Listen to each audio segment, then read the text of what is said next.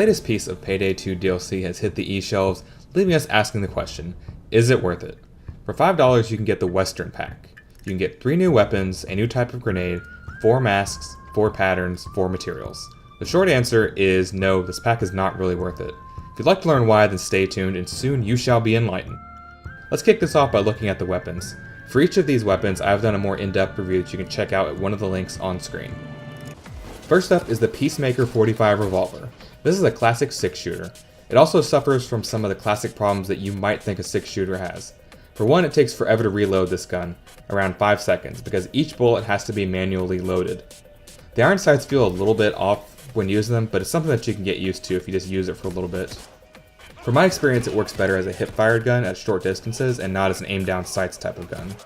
The gun is powerful though, and you can one-hit most SWATs with it, so that's a good thing. However, I can't help but compare it to the Bronco 44 revolver. The Bronco may do less damage, but it reloads much quicker and is much easier to use. As far as reliable sidearms go, this gun is more flashy than anything else and should probably be left at home in favor of a more balanced sidearm for your more serious heists. Next up is the Plain Strider bow. This is an interesting and unexpected addition to the Payday 2 universe. This is the bow that has regular arrows and explosive tipped arrows. The regular arrows are totally silent, making this a serviceable stealth weapon with its sturdy concealment.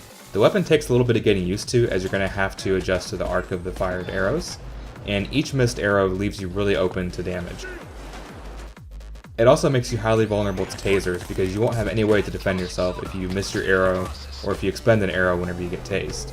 And we all know how tasers like to tase through walls and around corners. The explosive arrows are really good, and honestly the big selling point for this weapon here. They have a pretty good blast radius, and they do pretty decent damage. The third weapon is the 1874 repeater, and is classified as a sniper rifle. It has pretty solid damage, looks nice, and has a pretty fair supply of ammo and a pickup rate. Like the Peacemaker 45, it reloads 1 bullet at a time. This might not really matter in some situations, but on higher difficulties you don't want to get caught sluggishly reloading your gun 1 bullet at a time. Some people really like this gun, but to me it's just a rattlesnake sniper rifle with a few differences.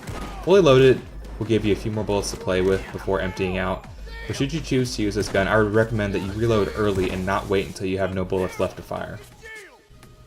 A new throwable was also added with this DLC, Dynamite. Dynamite works a little bit different than grenades. The primary difference is that it will sit on the ground a little bit longer before exploding, which makes sense given how dynamite functions. I've used dynamite a little bit here and there, so take the following with a grain of salt. The blast radius of dynamite feels a little bit bigger than a standard grenade. It doesn't really feel that much more powerful though.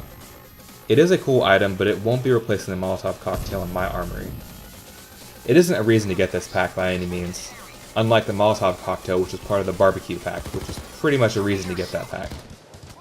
Because everybody cares about melee weapons, you also get 4 more of those in this pack. You get the Your Mine branding iron, the Scalper Tomahawk,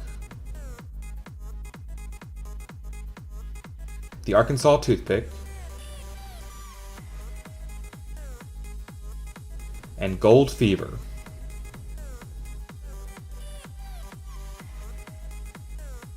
Four masks are also unlockable as part of some very easy achievements, and they are the Wild West Classic, which is personally my favorite from this pack, the Desert Skull, Apache Mystic, and last but not least, the Lone Heister, or as I like to call it, 50 Shades of Chains. Like the many weapon packs before it, you get an assortment of weapons, masks, achievements, materials, and patterns. This pack has its highlights for sure, and I really like the Wild West Classic mask and the explosive arrows on the Plain Strider bow, because they're very nice, unexpected, and a lot of fun to use. But for me, that's all that I really like here. Some people may like more of the items on here, and sure, they are very authentic, but I'm not a fan of reloading these guns 1 bullet at a time. It's time consuming, and I'd rather be spending that time killing things or helping my teammates than waiting to get back in the action. You may like that, and if you do, good for you. Having said that, I would suggest waiting to catch this one on sale, unless you just really want it now. Or if buying this pack means you don't go to McDonald's, I suggest picking it up immediately, and saving your body some damage.